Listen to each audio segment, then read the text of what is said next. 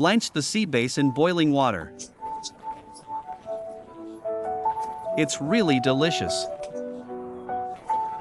Cut a flour knife in the thick part of the fish. Then blanch the fish skin with boiling water.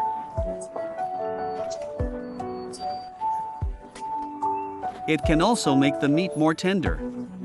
Spread the soaked vermicelli on the plate. A little light soy sauce, usually used to steam all kinds of seafood.